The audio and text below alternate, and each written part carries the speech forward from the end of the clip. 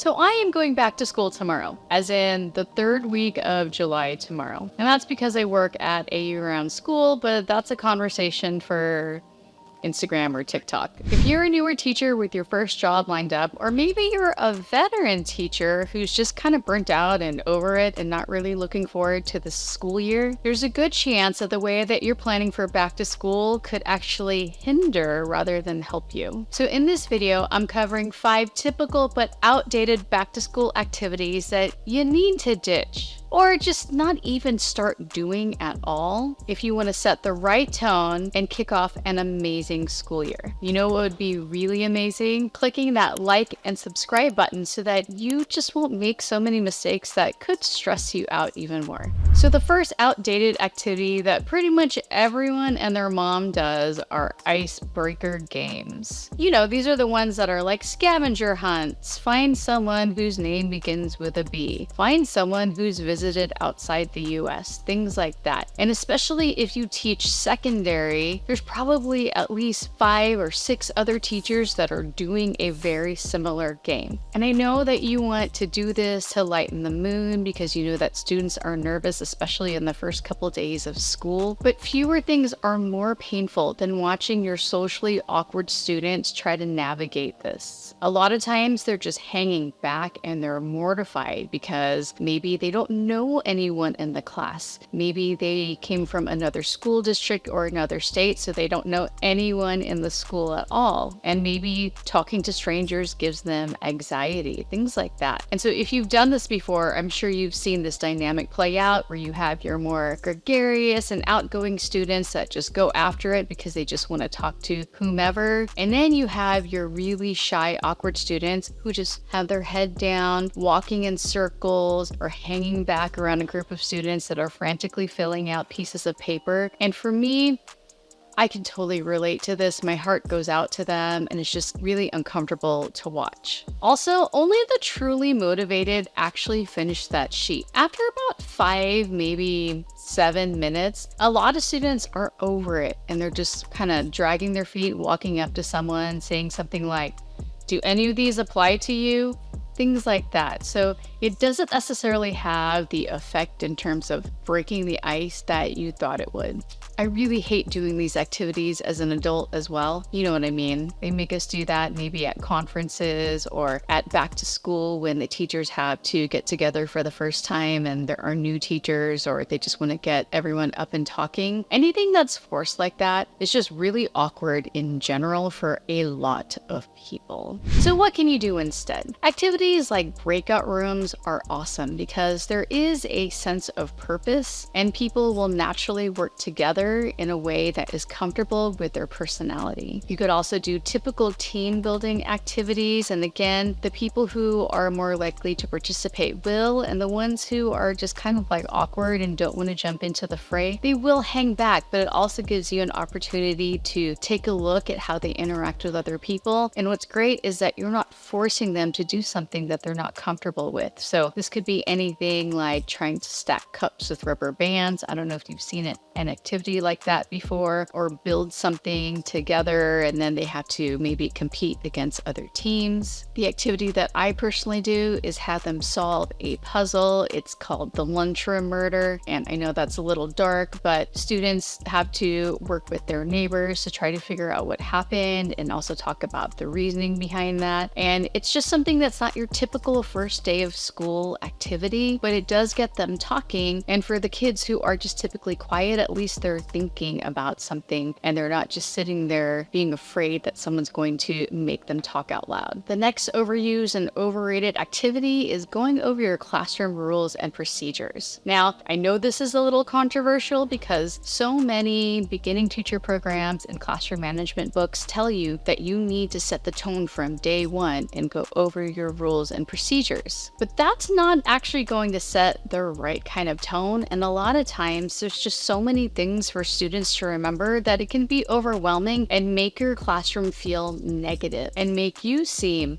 negative. I remember one year with a particular principal, they came in greeting us as usual, but then they started talking about the things that went wrong the previous year that they thought that we should fix for the coming school year. That just really set a negative tone and just really left a bad taste in our mouth as a staff, because we were already talking about bad things that had happened before. And so if you set the tone, we were talking about things that students can't do or things that students did that you thought was unacceptable in the past and how you don't want that to happen this year, not only are you telling them about possible shenanigans they can get up to, then you're also making it seem like you're assuming that they're going to do bad things. And so even if you have rules that are worded in a positive way instead of saying things that they shouldn't do, it's still best to sprinkle them throughout the week. And it especially helps to go over a particular rule or procedure as something is happening. So for example, one of the first rules that you can go over is how to raise your hand when you want to talk or answer, and also what you need to do when you go to the bathroom, because that's something that happens fairly quickly. But then some other procedures like how to turn in work or things like that, you can actually go over that as it's happening. So maybe after your first assignment that you give to them, then you can go over how they're going to turn it in, which bin is theirs if it's a paper assignment, or if they're doing an online assignment, then you go over how they're going to turn that in during the first assignment. But I wouldn't spend your first couple days of school going over all of that, because they're also not going to remember any of it. If you do want to set some expectations right off the bat, then you can discuss the basic principles of a welcoming classroom that's a good learning environment, such as respect, responsibility, and empathy. And then you can frame behaviors based on whether or not it's showing respect, whether or not it shows a student being responsible or having empathy for others. Something that I like to do is to have students model and then discuss if it does fall within respect, responsibility, and empathy. So for example, I would ask for a volunteer, and a lot of times you're going to get a volunteer who wants to model a behavior. And I would whisper into the student's ear something like, I want you to walk across the room to throw something away, but I want you to be disruptive. And so then the student will do that, and the class will have a discussion about whether or not that student was showing respect, being responsible, and having empathy for others and their learning. And then that makes it a little more sticky for the students in terms of remembering the classroom rules, but it doesn't feel like a rule. A lot of times when we frame things as rules, it feels like something that some students are tempted to break.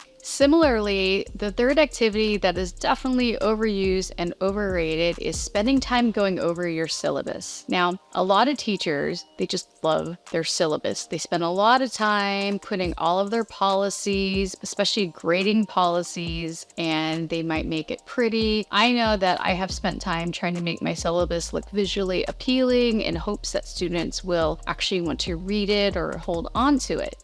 But nobody cares. Nobody cares about your syllabus.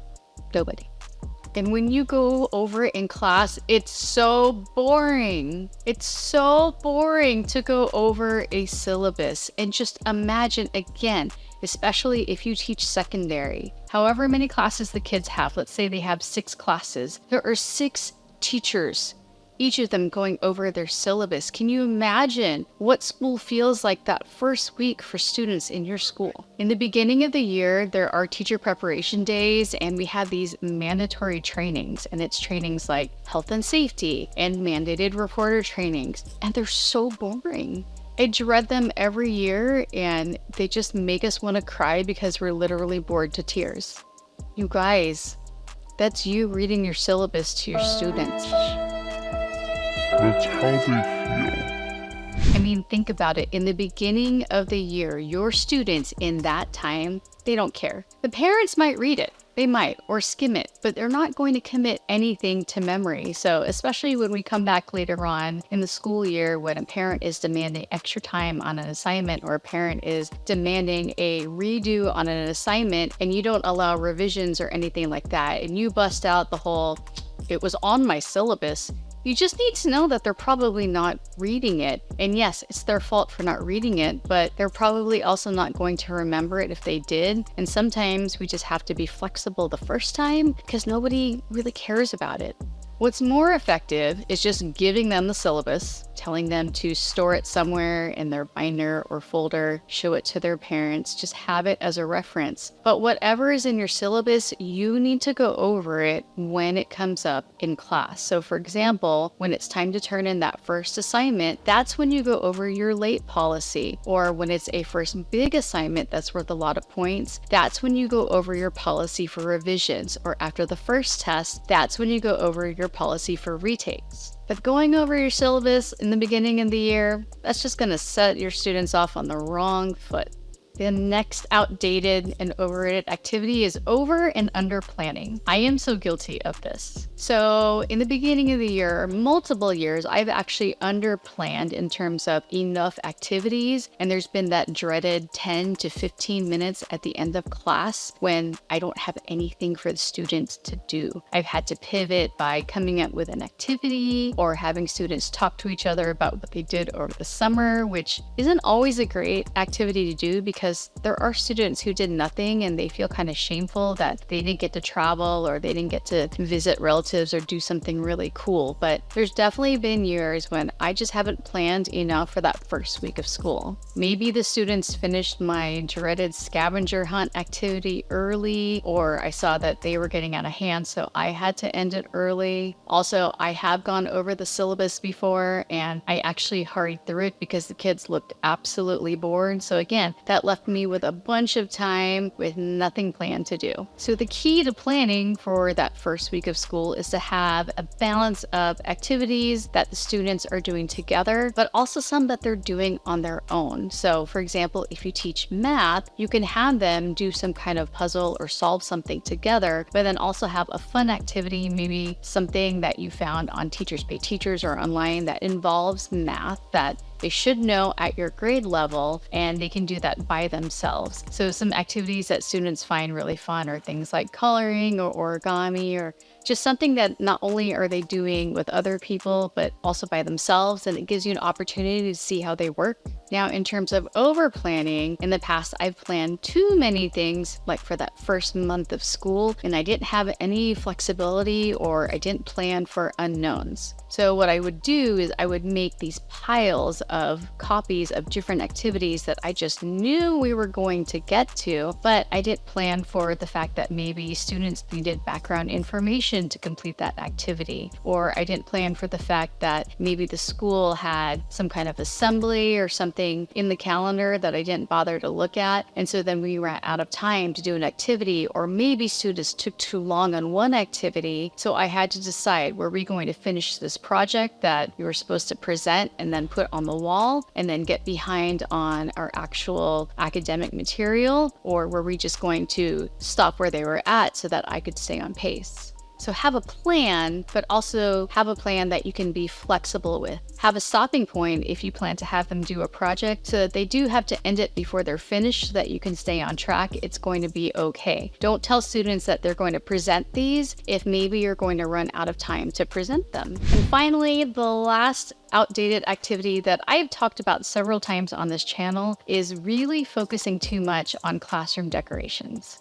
I get it, especially if you're a new teacher, you just want your classroom to look amazing. You want all of the posters and the calendar and maybe a word wall or all the reference posters and everything that you want up there that you've seen maybe on Instagram or on Pinterest or in other classrooms. You want it all, and you want it all in there now. But sometimes you're just spending all this time and energy and especially money on things that aren't actually going to make your classroom a better learning environment. First of all, and I've said this many times, if you're a new teacher, I don't think that you should be spending a lot of money decorating your classroom right off the bat. Spending all that money when you don't really know what your students need because you're just starting out just really is a mistake. You also want to strike a balance between practicality and aesthetics. So sometimes we like to put things on our walls that we think students are going to need, but they don't. Or maybe we want certain parts of our walls to look really pretty, or we don't like it when a wall looks too blank, and so we just add stuff to fill in the space. But the thing is that if you have students with IEPs, which you probably will, a lot of times it can be really distracting for them, and you'll see them looking around because they can't focus on you you because you have too many things on your walls and maybe even hanging from your ceiling. Also, maybe later on you decide that you need to put something on your wall that is going to help them, but you don't have space for it, and there isn't really a good thing that you can take down because you filled everything up. You're like, oh, it's going to mess up the theme of this particular corner. So just leaving room for also flexibility is really going to help as you go through your year and you get to know your students. Just remember that if you have too many things on the walls that are distracting, students won't know what the important things are to look at. So for example, I used to have all kinds of things for English that talked about parts of speech and genres, and I had a poster with synonyms for simple words that kids use, and I just had all kinds of resources, but nobody looked at them. I asked my students, I did a poll, and no one ever referred to them. The only poster that anyone really looked at, aside from the calendar, was a poster on commas, comma usage. That's what the students wanted to know about. Maybe for you and you teach math, then a poster with basic formulas that they need to memorize. Or for science, maybe,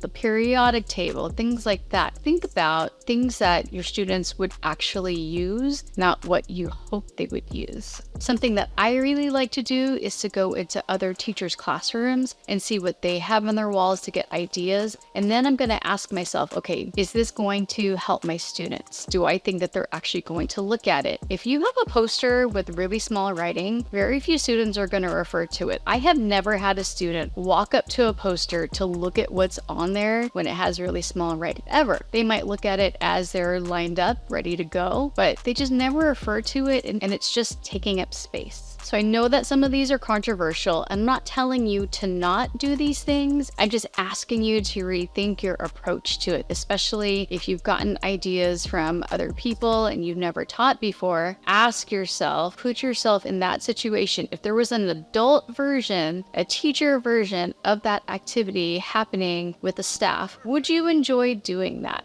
Would you enjoy having someone read over slides to you at a teacher meeting, at a faculty meeting? Would you enjoy someone going over rules or procedures with you? Maybe not. Are you someone who would enjoy icebreaker activities, or you dread them because you're more introverted like I am? And as much as you want your classroom to be something that you feel comfortable in and that you're proud of, remember that this is the learning environment for your students. So what's best for them? Now, if you just got your first teaching job, then you're probably wondering how else you're supposed to prepare. What are questions that you need to ask? What do you need to know before the first day of school? I got you covered. Be sure to click on this video next for essential questions that you need to ask so that you can have all the information that you need for that first day of school.